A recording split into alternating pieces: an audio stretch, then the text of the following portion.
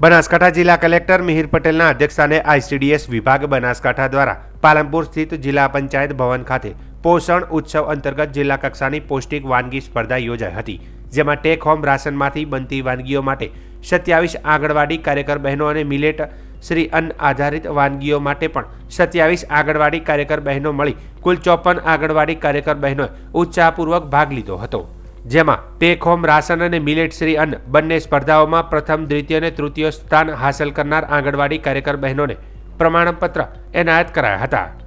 તે ઉપરાંત વર્ષ 2021-22માં શ્રેષ્ઠ કામગીરી કરનાર આંગણવાડી કાર્યકર, તેડાગર તથા મુખ્ય સેવિકા 3 બહેનોને માતા યશોદા એવોર્ડ અને પ્રમાણપત્ર તથા ચેક આપી સન્માનિત કરવામાં આવ્યા હતા। આ પ્રસંગે જિલ્લા કલેક્ટરે જણાવ્યું હતું કે સરકારના અભિગમ સાથે મહિલાઓને પોષણ મળી રહે તે હેતુથી બાળ શક્તિ, માતૃશક્તિ અને પૂર્ણાશક્તિના પેકેટ આપવામાં આવે છે। પૌષ્ટિક વાનગી સ્પર્ધાનો હેતુ પૌષ્ટિક આહાર પ્રત્યે જાગૃતિ ફેલાવવાની સાથોસાથ આરોગ્યપ્રદ ખાદ્ય પદાર્થોના યોગ્ય ઉપયોગને પ્રોત્સાહન આપવાનો પણ છે, જેમાં અલગ અલગ વ્યંજનો સ્વાદિષ્ટ બનાવી શકાય તથા તેનો ઉપયોગ થઈ શકે તે માટે સરકાર દ્વારા દર વર્ષે આયોજન કરાય છે।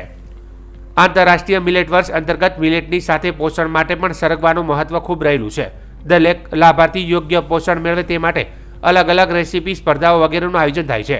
દરેક લાભાર્થી પોતાના ઘરે મિલેટ સહિત સરગવાની અલગ અલગ રેસીપી બનાવે તે જરૂરી છે। રેસીપી માટે ડિજિટલ બુકલેટ અને લાભાર્થીઓને પણ વાનગીઓ બનાવી શકે તે માટે દરેક આંગણવાડી બહેનોને પ્રચાર પ્રસાર કરવા અનુરોધ કરાયો હતો। બનાસકાંઠા જિલ્લામાં એક પણ બાળક કુપોષિત ના રહે તે માટે સૌ કોઈ સાથે મળી તથા આંગણવાડી કેન્દ્રો ખાતે ઉપલબ્ધ વિવિધ ટેક હોમ રાશન, બાળ શક્તિ, માતૃશક્તિ અને પૂર્ણાશક્તિના પેકેટનો વધુમાં વધુ ઉપયોગ કરવા જિલ્લા કલેક્ટરે જણાવ્યું હતું। સરકારનો જે આ વિચાર છે કે જે બાળ શક્તિ, માતૃશક્તિ, પૂર્ણાશક્તિ જે પોષણ માટે આપવામાં આવે છે, એમાં કઈ રીતે અલગ અલગ પ્રકારના સ્વાદિષ્ટ વ્યંજનો બનાવી શકાય અને કઈ રીતે એ વધારે ને વધારે ઉપભોગ એનો થઈ શકે,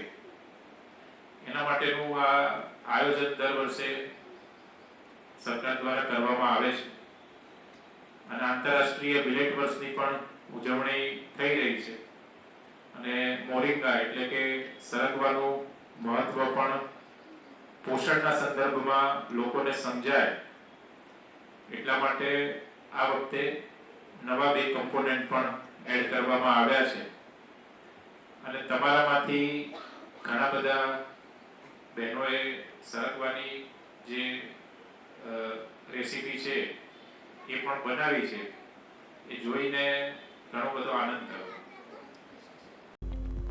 મહાનુભાવોના હસ્તે વર્ષ 2021-22 માટે માતા યશોદા એવોર્ડ ઘટક થરાદ 1ના આંગણવાડી કેન્દ્ર નંબર થરાદ 19ના આંગણવાડી કાર્યકર ચેતનાબેનજી ત્રિવેદી તથા આંગણવાડી તેડાગર સુથાર ગોમતીબેન અને ઘટક દાતા બેના સેજા શેબલ પાણી 02ના મુખ્ય સેવિકા જાગૃતિબેન મહેતાને એનાયત કરાયો હતો। આ પ્રસંગે આઈસીડીએસના જિલ્લા પ્રોગ્રામ ઓફિસર ઉષાબેન ગજ્જરે જણાવ્યું હતું કે ટેક હોમ રાશન, માતૃશક્તિ, બાળ શક્તિ અને પૂર્ણાશક્તિ મિલેટ શ્રી અન્ન અને સરગવામાંથી બનતી પોષણયુક્ત વાનગીઓ અંગેની જાગૃતિને શૈક્ષણિક માધ્યમ થકી છેવાડાના લોકો સુધી વ્યાપક રીતે પહોંચાડવાનો પ્રયત્ન થઈ રહ્યો છે। જિલ્લા કલેક્ટર મિહિર પટેલ, જિલ્લા વિકાસ અધિકારી MJ દવે સહિતના અધિકારીઓએ વાનગી સ્પર્ધાના સ્થળની વિઝિટ કરીને બહેનોને પ્રોત્સાહિત કર્યા હતા। પોષણ ઉત્સવ 2024 અંતર્ગત બનાસકાંઠા જિલ્લાના જિલ્લા કક્ષાના પ્રોગ્રામમાં ઘટક કક્ષામાંથી જે પ્રથમ નંબર આવેલ હતા એ તમામને આજે જિલ્લા કક્ષાના પ્રોગ્રામમાં ઇન્વાઇટ કરાયેલા હતા। માન્ય કલેક્ટરશ્રી, માન્ય જિલ્લા વિકાસ અધિકારીશ્રી, જિલ્લા આરોગ્ય અધિકારીશ્રી, જિલ્લા ખેતીવાડી અધિકારીશ્રી, દાંતીવાડાથી પ્રોફેસરશ્રી ન્યુટ્રિશન અને તમામ જિલ્લાની જે કમિટીની ટીમ છે એ અને તમામ બાળ વિકાસ યોજના અધિકારીશ્રીઓ, તમામ પ્રથમ નંબર મેળવેલ, તમામ THRમાંથી પ્રથમ નંબર મેળવેલ અને મિલેટ્સમાંથી પ્રથમ નંબર મેળવેલ તમામ આંગણવાડી કાર્યકર બહેનોને અહીંયા સારી રીતે એમને મિલેટ્સ અને THRમાંથી વાનગી પ્રદર્શિત કરી અને ટીમને માહિતગાર કર્યા અને એમાંથી 1 થી 3 નંબર આપે માન્ય જિલ્લા કલેક્ટર, માન્ય જિલ્લા વિકાસ અધિકારીશ્રીના અધ્યક્ષસ્થાને તેઓને 1 થી 3 નંબર એનાયત કરવામાં આવે। સાથે સાથે આંગણવાડીના બાળકોએ પણ સ્વાગત ગીત રજૂ કર્યું। આંગણવાડી કાર્યકરો બહેનોએ પણ પોષણલક્ષી સંદેશો લોકોને મળે એ માટે ભવાઈનું નૃત્ય પણ રજૂ કર્યું। Thank you. આ પ્રસંગે જિલ્લા વિકાસ અધિકારી એમ જે દવે, જિલ્લા ખેતીની મદદની નિયામક રશ્મિ પટેલ, જિલ્લા આરોગ્ય અધિકારી બીડી સોલંકી, ડોક્ટર પ્રીતિ દવે, એસોસિએટ પ્રોફેસર ડોક્ટર કાજલ શાસ્ત્રી, આયુર્વેદ અધિકારી સહિત તમામ ઘટકોના સીડીપીઓ, આંગણવાડીની મુખ્ય સેવિકાઓ, આંગણવાડી કાર્યકર બહેનો સહિત આઈસીડીએસ અને અધિકારી કર્મચારી અને આંગણવાડીના બાળકો ઉપસ્થિત રહ્યા હતા.